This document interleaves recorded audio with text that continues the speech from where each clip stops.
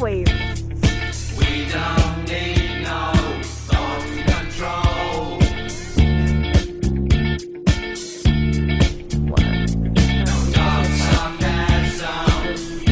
What sport shall we devise here in this garden to drive away the heavy thought of care? Madame will play at bowls. 'Twill make me think the world is full of rubs, and that my fortune runs against fires. Madame will dance. My legs can keep no measure in delight, when my poor heart no measure keeps in grief. Therefore, no dancing, girl. Some other sport? Madame will tell tales. Of sorrow or of joy? Of either, madam. Of neither, girl. For if it of joy being altogether wanting, it doth remind me the more of sorrow, or if of grief being altogether had, it adds more sorrow to my want of joy. For what I have I need not repeat, and what I want boots not to complain. Madame will sing. 'Tis well that thou hast cause, but thou should please me better wouldst thou weep. I would weep, ma'am, would it do you good. And I could sing, would weeping do me good, and never borrow any tear of thee. But say, here comes the gardeners. Let's step into the shadow of these trees.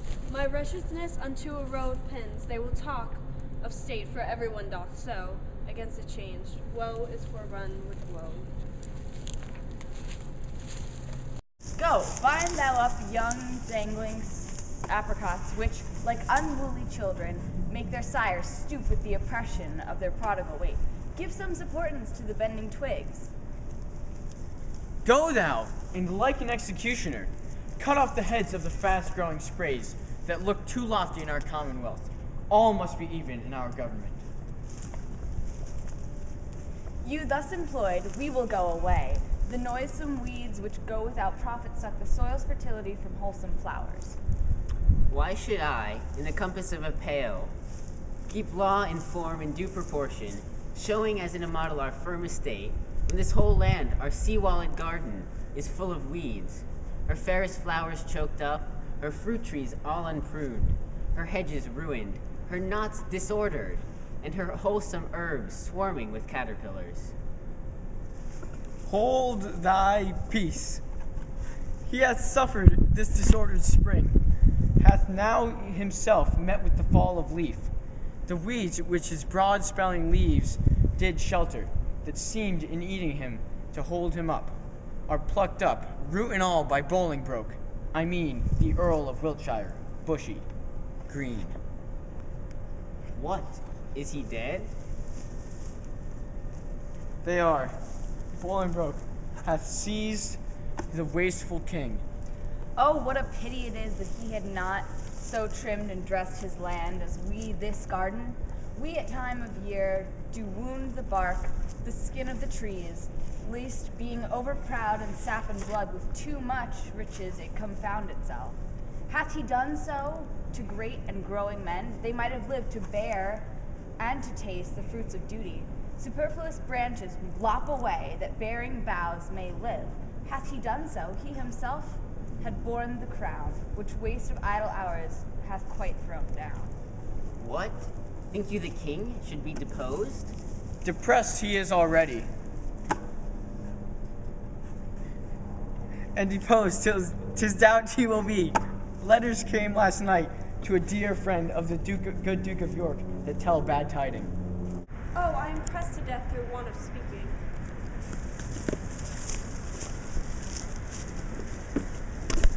Thou old Adam's likeness, set to dress this garden, how dares thou, harsh, rude tongue, sound this unpleasing news? What Eve, what serpent hath possessed thee to make a second fall of cursed man? Why dost thou say King Richard is deposed? Darest thou, thou little thing better than earth, divine his downfall? Say where, when, and how canst thou stop by ill tidings? Speak, thou wretch. Pardon me, madam. Little joy have I to breathe this news, yet what I say is true. King Richard, he is in the mighty hold of Bolingbroke. Their fortunes both are weighed, and your Lord Scale is nothing but himself, and some few vanities that make him light. But in the balance of great Bolingbroke, besides himself, are all the English peers, and with that odds he weighs King Richard down. Post you to London, and you will find it so. I speak no more than everyone doth know. Nimble mischance, that art so light of foot, doth not thy ambassage belong to me, and I am last that knows it? Oh, thou thinkest to serve me last, that I may longest keep thy sorrow in my breast. Come, ladies, go to meet at London London's king in woe. What was I born to this? My sad look should grace the triumph of great Bolingbroke. My poor queen, so that thy state may be no worse, I would thy skill were subject to thy curse. Here did she fall a tear. Here in this place set a bank of rue, herb of grace. Rue even for the Ruth here shortly shall be seen, in remembrance of a weeping queen.